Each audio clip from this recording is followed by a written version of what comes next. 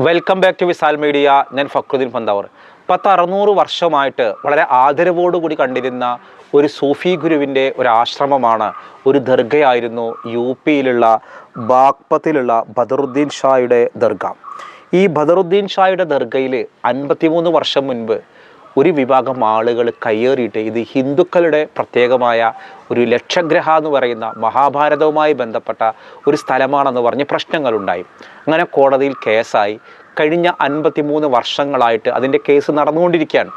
ഇന്നലെ അതിൻ്റെ സുപ്രധാനമായ വിധി വന്നു.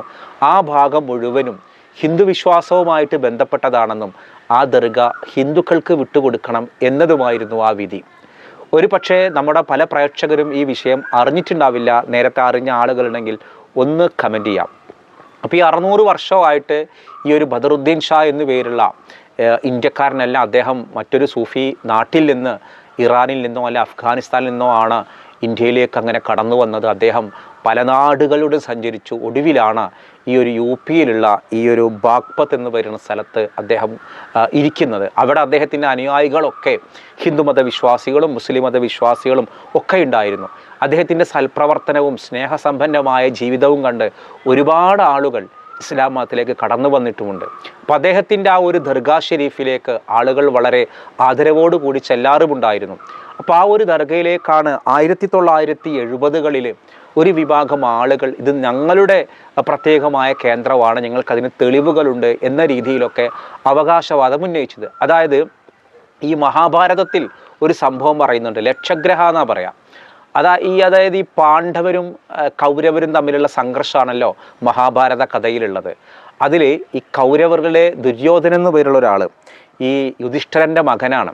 ഈ ദുര്യോധനന് അധികാരം കിട്ടാൻ വേണ്ടിയിട്ട് പാണ്ഡവരെ എങ്ങനെ ഒതുക്കാമെന്ന് ആലോചിച്ചു. അങ്ങനെ പാണ്ഡവർക്ക് താമസിക്കാനായിട്ട് കൊട്ടാരവും അധികാരവും ഒക്കെ ദുര്യോധനന് കിട്ടി. ഇനി പാണ്ഡവർക്ക് താമസിക്കാൻ ഒരു ലക്ഷഗ്രഹം എന്നു പേരുള്ള, അതായത് ഒരു കൊട്ടാരമാണ്.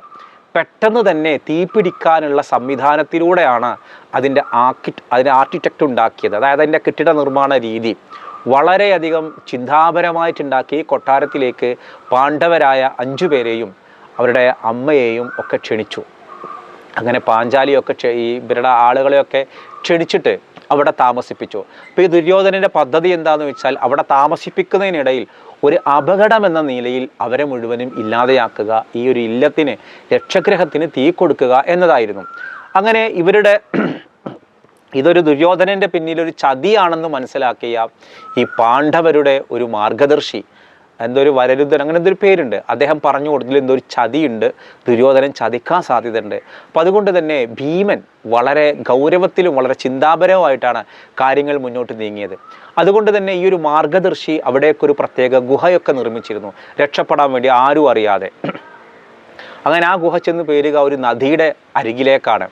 അങ്ങനെ ഈ പാണ്ഡവന്മാർ സുഖമായിട്ട് ഈ ഒരു ഗ്രഹത്തിൽ, കൊട്ടാരം പോലെയുള്ള വീട്ടിൽ താമസിക്കുമ്പോൾ ഒരു പ്രത്യേക ദിവസത്തിൽ അവരെ തീ കൊടുത്ത് കൊല്ലാനായിരുന്നു പ്ലാന്. അങ്ങനെയാണ് ഈ പാണ്ഡവന്മാർ ഒരു ദിവസം ഈ ഗുഹയുടെ നിർമ്മാണമൊക്കെ പൂർത്തിയായപ്പോൾ കുറേ ബ്രാഹ്മണരെ സദ്യക്ക് ക്ഷണിച്ചു. അന്ന് ആ സദ്യ കൂടാൻ വേണ്ടിയിട്ട് ഒരു വേടത്തെയും അവിടെ 5 മക്കളും കൂടിയിട്ട്, മുതിർന്ന 5 മക്കളും കൂടി വന്നിരുന്നു. എല്ലാവർക്കും ഭക്ഷണം കൊടുത്തു കഴിഞ്ഞിട്ട് ചതിയുടെ പാഠം അവിടെ തുടങ്ങാൻ. ഒന്നാമത്തെ ചതിയൻ ദുര്യോധനനാണ്. തൻ്റെ പ്രിയപ്പെട്ട ആളുകളെ, രക്തബന്ധുക്കളെ തന്നെ കൊന്നൊടുക്കാൻ വേണ്ടി ലക്ഷഗ്രഹ എന്ന് പേരുള്ള ഒരു ഇതുണ്ടാക്കി, ഉണ്ടാക്കിയിട്ട് അവരെ ചതിച്ചു കൊല്ലാനായിരുന്നു പ്ലാൻ. പക്ഷേ ഭീമൻ്റെ നേതൃത്വത്തിൽ ഈ ഒരു മാർഗദർശിയുടെ നിർദ്ദേശപ്രകാരം അന്ന് ഇവരെ ബ്രാഹ്മണരെ ഭക്ഷണത്തിന് ക്ഷണിക്കുന്നു. അങ്ങനെ ഭക്ഷണം കഴിക്കുമ്പോൾ അവിടെ അപ്രതീക്ഷിതമായിട്ട് ഈ ഒരു വേടത്തിയും അതേപോലെ ഈ 5 മക്കളും വരുന്നു. അങ്ങനെ അന്ന് ഭീമൻ ഈ ഒരു വീടിന് തീ കൊടുക്കുന്നു.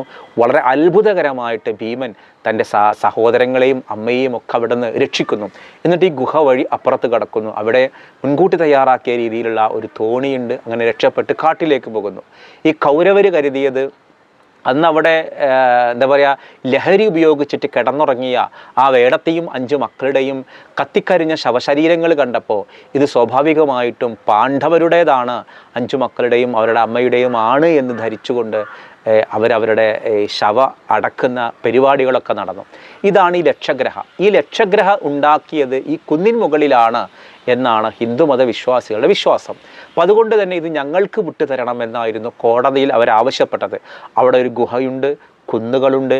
അവിടെ പ്രത്യേകിച്ചിട്ട് ദർഗയൊക്കെ ഉണ്ടെങ്കിലും ഒരു ഖബറിടമൊന്നും കാണില്ല. അങ്ങനെ ഖബർ കെട്ടിപ്പൊക്കിയിട്ടൊന്നുമില്ല. അപ്പോൾ ഖബർ കെട്ടിപ്പൊക്കുന്നതിലൊക്കെ വ്യത്യസ്ത വീക്ഷണങ്ങളൊക്കെ ഉള്ളതാണല്ലോ. ഏതായാലും അവിടെ ഒരു ഖബർ കെട്ടിപ്പൊക്കിയിട്ടില്ല. പക്ഷെ അവിടെ ഒരു ഖബറുണ്ട്. അവിടെ ഒരു മഹാൻ്റെ സൂഫി ഒരു ഗുരുവിൻ്റെ ഖബറുണ്ട്. അപ്പോൾ എൻ്റെ അന്വേഷണത്തിൽ ബദറുദ്ദീൻ ഷായെക്കുറിച്ച് എനിക്ക് കൃത്യമായിട്ടുള്ള ഡീറ്റെയിൽസ് കിട്ടിയിട്ടില്ല. എനിക്കറിയാവുന്ന വിവരങ്ങൾ ഇങ്ങനെയാണ്. അദ്ദേഹം അഫ്ഗാനിസ്ഥാനിൽ നിന്നോ ഇറാനിൽ നിന്നോ വന്ന ഒരു വളരെ വലിയ സൂഫി ഗുരുവാണ്. അദ്ദേഹത്തിൻ്റെ പ്രയത്നം കാരണം ഒരുപാട് പേര് ഇസ്ലാമിലേക്ക് വന്നിരുന്നു. ഹിന്ദുക്കളും ബ്രാഹ്മണരും ക്ഷത്രിയരും അതേപോലെ താഴ്ന്ന ജാതിക്കാരുമൊക്കെ അദ്ദേഹത്തെ ആദരപൂർവ്വം സ്വീകരിച്ചിരുന്നു. അപ്പോൾ അദ്ദേഹത്തിൻ്റെ ഒരു മക്ബറ ദർഗ ആണ് അവിടെ ഉണ്ടായിരുന്നത്. 600 വർഷമായിട്ട് അതുണ്ട് എന്നുള്ളത് യാഥാർത്ഥ്യമാണ്. ഞാനീ പറഞ്ഞ മഹാഭാരത കഥ ഒരു വിശ്വാസികളുടെ മിത്താണ്, അവരുടെ വിശ്വാസത്തിൻ്റെ ഭാഗമാണ്. ഏതായാലും കോടതി മുഴുവനും ഇതിൻ്റെ തെളിവുകളൊക്കെ പരിശോധിച്ചു. ഇവർ ഈ പറയുന്ന തുരങ്കത്തിൻ്റെ ഭാഗങ്ങൾ ഇന്ന് അവിടെ ഉണ്ട്, അതേപോലെ ആ ലക്ഷഗ്രഹത്തിൻ്റെ ചുമരുകളുണ്ട് എന്നൊക്കെയാണ് പറയുന്നത്. സംഗതി പ്രദേശം മുഴുവനും ആർക്കിയോളജിക്കൽ സർവേ ഓഫ് ഇന്ത്യയുടെ കയ്യിലാണ്. അപ്പോൾ കോടതി അന്തിമമായിട്ട് വിധി പറഞ്ഞിട്ടുള്ളത്, ഈ ഒരു ബാഗ്പത് കോടതി, ജില്ലാ കോടതി വിധി പറഞ്ഞിട്ടുള്ളത് ഇത് ഹിന്ദുക്കൾക്ക് വിട്ടുകൊടുക്കണമെന്നാണ്. ഏതായാലും അവിടുത്തെ മുസ്ലിം കമ്മ്യൂണിറ്റി കേസുമായിട്ട് ബന്ധപ്പെട്ട് നടക്കുന്ന ആളുകൾ പറഞ്ഞു ഞങ്ങളിനി ഹൈക്കോടതിയിലേക്ക് ഇതിൻ്റെ റിവ്യൂ ഹർജിയുമായിട്ട് പോകുന്നുള്ളതാണ്. അപ്പോൾ ഇത് 2-3 സംഗതികളുണ്ട്. പുതിയ നമ്മുടെ ഇന്നത്തെ സർക്കാരിനൊരവസ്ഥ ഏതൊക്കെ രീതിയിൽ കൈപ്പിടിയിൽ ഒതുക്കാം, അതിന് നിയമത്തിൻ്റെ എല്ലാ പഴുതുകളും അവരുപയോഗിക്കുന്നുണ്ട്. നിലവിലെ യാഥാർത്ഥ്യങ്ങൾക്കപ്പുറം വിശ്വാസങ്ങൾക്കും മിത്തുകൾക്കുമാണ് നമ്മൾ പ്രാമുഖ്യം കൊടുക്കുന്നതെങ്കിൽ നമുക്കെന്തിനാണ് ഒരു നിയമപുസ്തകവും, നമുക്കെന്തിനാണ് ഒരു ഭരണഘടനയും എന്നുള്ളതാണ് അറിയാതെ നമ്മൾ ചോദിക്കുന്നത്. ഈ ദിവസങ്ങൾക്ക് മുൻപാണ് ഡൽഹിയിൽ ഒരു പള്ളി കയ്യേറ്റ സ്ഥലത്താണെന്ന് പറഞ്ഞ് 800 വർഷം പഴക്കമുള്ള ഒരു പള്ളി ഇടിച്ചു നിരത്തിയത്. അവിടെ ഖബറുകളുണ്ടായിരുന്നു. ഒരു ഉമ്മയുടെ ഖബറിൻ്റെ ഒരു പിടി മണ്ണെങ്കിലും കയ്യിൽ കിട്ടിയിരുന്നെങ്കിൽ എന്ന് വിലപിച്ച ഒരാളെ ഞാൻ മാധ്യമങ്ങളിൽ കണ്ടു. അപ്പോൾ ചില ആളുകൾക്ക് ഇതൊരു ആഘോഷമാണ്. ഒരു ദർഗയല്ലേ, അങ്ങോട്ട് തകരട്ടെ. ഈ ഗ്യാൻവാപി പള്ളിയിൽ പിടിച്ചടക്കിയത് അവിടെ ദർഗയുണ്ടായത് കൊണ്ടല്ല, ബാബരി മസ്ജിദ് തകർത്തത് അവിടെ ദർഗയുണ്ടായത് കൊണ്ടല്ല. അപ്പോൾ വിശ്വാസങ്ങളെ വിശ്വാസങ്ങളായിട്ട് കാണാനും ആദരിക്കാനുമാണ്. അത്തരമൊരു ലക്ഷഗ്രഹ എന്ന് പേരുള്ള മഹാഭാരതവുമായിട്ട് ബന്ധപ്പെട്ട വിശ്വാസത്തിൻ്റെ ഭാഗമാണെങ്കിൽ നമുക്ക് ആ കഥകളൊക്കെ കേൾക്കുമ്പോൾ ഭയങ്കരമായിട്ടുള്ള ഇൻട്രസ്റ്റിംഗ് ആയ സ്റ്റോറിയാണ്.